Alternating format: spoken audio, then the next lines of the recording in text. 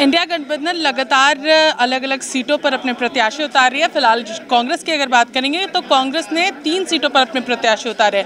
अब सवाल उठ रहा है कि आखिर निशिकांत दुबे के सामने किसे लड़ा जाएगा। इस वक्त हमारे साथ मौजूद है कांग्रेस के विधायक और पहले भी लोकसभा सीट पर उन्होंने चुनाव लड़ा है, यानी कि प्रदीप यादव जी। हम लोग सीधे इनसे बातचीत करेंगे इस गोड्डा सीट को लेकर के।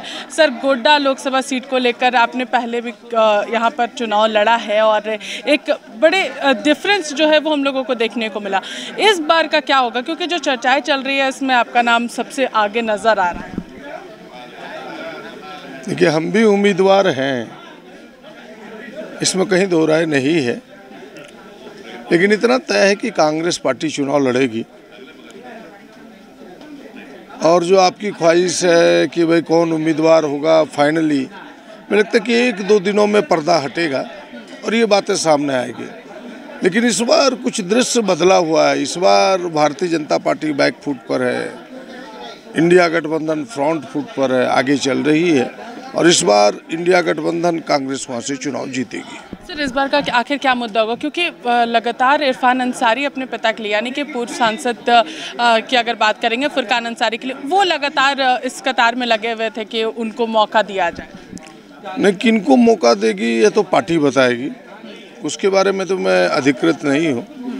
लेकिन किन मुद्दों के साथ पार्टी जाएगी ये मैं ज़रूर आपको कह सकता हूँ। जो मुद्दे राहुल जी ने, कांग्रेस पार्टी ने जनता के सामने रखा है कि भाई हम नौजवानों को किस प्रकार से आगे लाएंगे, नारी को कैसे अधिकार देंगे, किसानों को कैसे हक देंगे, और ख़ास करके पिछड़े समाज, जो 50% का ही आरक्षण की सीमा थी, उसको भी तोड़ने का हम प्रयास करेंगे, यानी सबको अधिकार देंगे। ये सारे मुद्दे हैं। और फिर स्थानीय स्तर पर बिल्कुल धरातल से जो विकास गायब है, केवल हवा हवाई की जो बात करते आया है 10-15 वर्षों से, जनता इस बार उसको नकारेगी।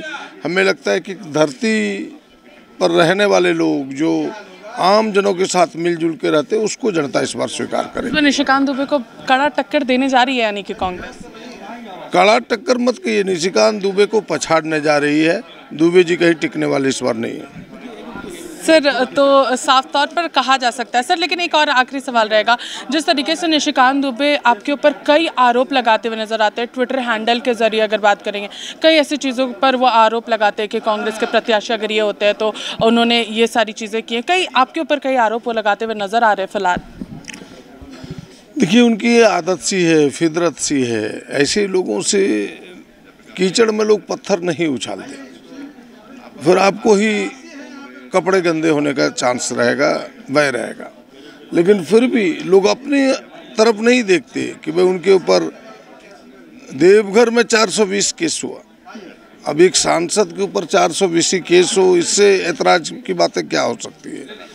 तो दूसरे को नहीं कहना चाहिए, पहले अपने गिरेबान में झाके अपने चेहरे को देखे, तब कुछ दूसरे को कहें तो बेहतर होगा। आपने भी ट्विटर पर इसको लेकर के ट्वीट किया था, जो कॉलेज का घोटाले की बात आई थी, एक और FIR दर्ज हुआ उनका सांसद बनते, और उन्होंने कहा कि मेरे ऊपर ED की जांच करा लीजिए, मुझे कोई दिक्कत नहीं है। वो तो केवल कहते हैं, उनको पता है कि उनकी सरकार है, उनकी ED की जाँच होगी नहीं, इसीलिए ताल ठोक के बोलते हैं। जब ED की जाँच होगी, सरकार बदलेगी, तब नजर आएगा कि कहाँ वो टिकते हैं। तो इस वक्त हमारे साथ मौजूद थे प्रदीप यादव जी, जिन्होंने साफ तौर पर कहा कि मैं एक उम्मीदवार हूं और ज़रूर पार्टी 1 से 2 दिनों में चीज़ें जो है वो स्पष्ट करेगी। आखिर पार्टी किसे मौका देती है ये ज़रूर पार्टी डिसाइड करेगी, लेकिन चीज़ें जो है 1 से 2 दिनों में स्पष्ट हो जाएगी और निशिकांत दुबे को इस बार हराने की कोशिश जो है वो जारी रहेगी। फिलहाल इस खबर में हमारे साथ इतना ही। सहयोगी विशाल के साथ मैं पूजा दुबे, लाइव इंडिया, रांची।